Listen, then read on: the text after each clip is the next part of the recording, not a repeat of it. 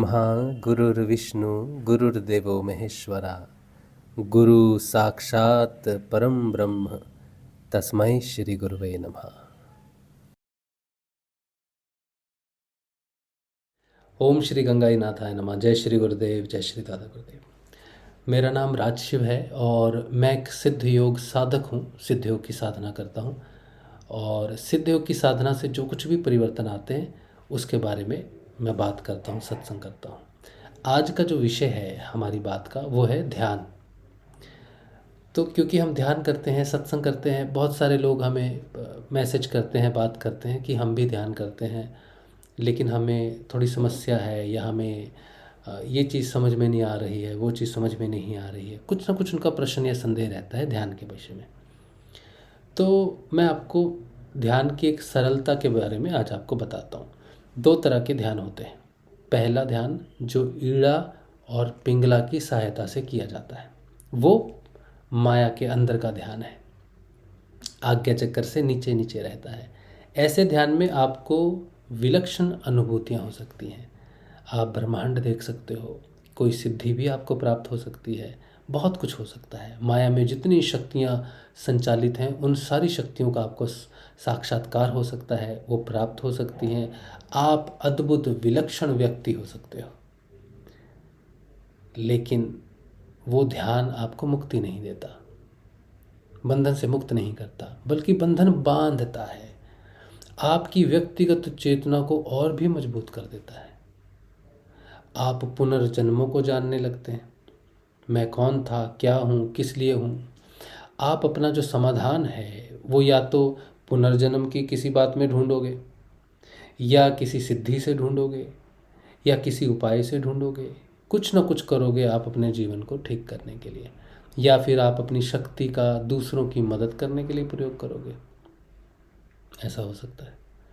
ये जो ध्यान है ये इंद्रिय जनित ध्यान है। संसार में अभूतपूर्व शक्तियों को प्रदान करने वाला ध्यान है। लेकिन एक ध्यान और होता है जो सुषुम्ना से लगता है। अब आप अगर ये कहें कि नहीं नहीं, हम तो सुषुम्ना में सुषुम्ना में ही प्रवेश करते हैं, तो सुषुम्ना में आप प्रवेश करते हैं तो क्या आपको मालूम है कि सुषुम्ना में प्रवेश करने के बाद ध्यान कैसा होता है? सुषुम्ना नाड़ी में जो प्रवेश करता है वो कौन होता है? सुषुम्ना नाड़ी में केवल वही साधक प्रवेश कर सकता है जो आत्म रूप से चेतन हो। बिना आत्म चेतना के सुषुम्ना नाड़ी में प्रवेश असंभव है। क्यों? क्योंकि सुषुम्ना नाड़ी हृदय से जुड़ी हुई है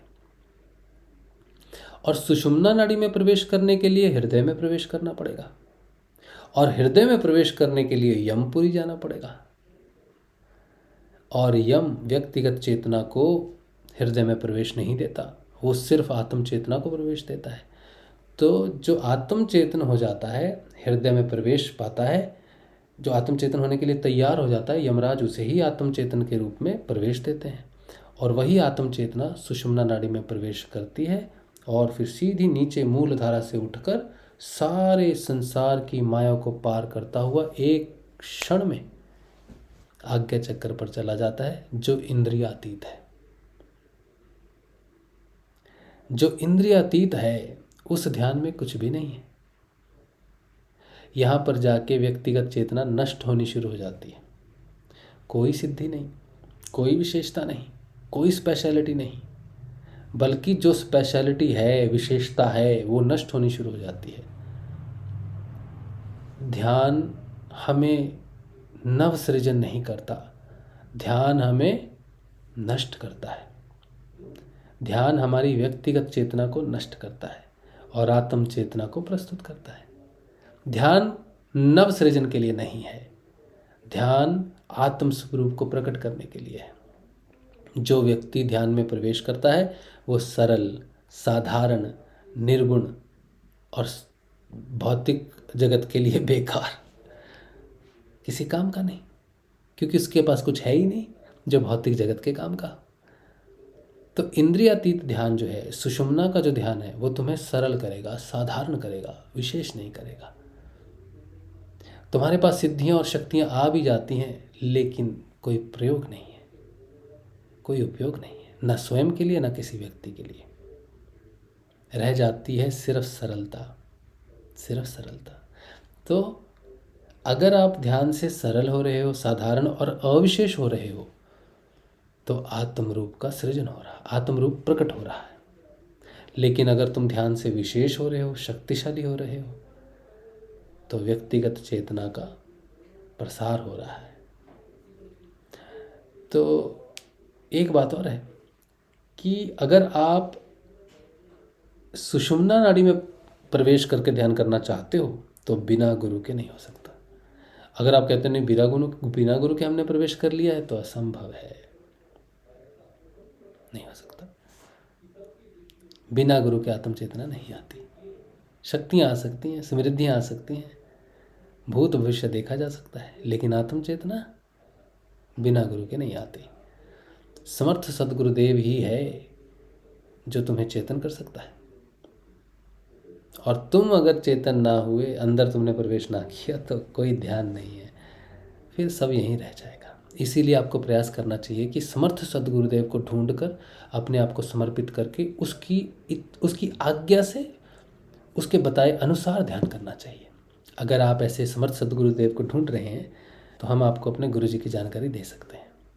मेरा व्हाट्सएप नंबर है 8772111139। आप हमें व्हाट्सएप कीजिए, हम आपको सिद्ध योग की साधना की जानकारी देंगे। सिर्फ नाम जपना है, गुरुजी का ध्यान करना है, बाकी सारे काम अपने आप हो जाएंगे। उम्मीद है कि आपको ध्यान के विषय की थोड़ी जानकारी हो। हालांकि ये विस्तृत वीडियो नहीं है, छोटा छोटा वीडियो है, लेकिन आप चैनल से जुड़ेंगे तो आपको बहुत सारे ऐसे वीडियोस मिलेंगे जो हम सत्संग करते हैं, उसमें विस्तृत बात होती है। तो जुड़ें और ध्यान को जाने, साधना को जाने, सिद्ध योग को जाने, स्वयं को जाने। जय श्री गुरुदेव, जय श्री दादा गुरुदेव। जय श्री गुरुदेव। मेरा नाम राजशिव है और मैं एक सिद्ध योग साधक हूँ। सिद्ध योग की साधना में मैं पिछले 4-5 वर्षों से सत्संग कर रहा हूँ और बहुत सारे ऐसे आध्यात्मिक प्रश्न होते हैं जो लोग सत्संग में पूछते हैं। तो उन प्रश्नों को थोड़ा सा ध्यान में रखते हुए मैंने 2 टेस्ट क्रिएट किए हैं, एक स्टेज 1 और एक स्टेज 2। दोनों में 35-35 प्रश्न हैं। अगर आप अपनी आध्यात्मिक नॉलेज टेस्ट करना चाहते हैं या देखना चाहते हैं कि अध्यात्म में आपने कितना समझा है अपने अंतःकरण को, अपनी यात्रा को, तो कोई भी आपका अगर प्रश्न हो तो आप ये 2 टेस्ट, जिनका लिंक मैंने नीचे दिया है, आप हमारी वेबसाइट पे जाइए। वेबसाइट का नाम है satyavan.org, SATYAWAAN.org। आप दोनों टेस्ट को परफॉर्म कीजिए।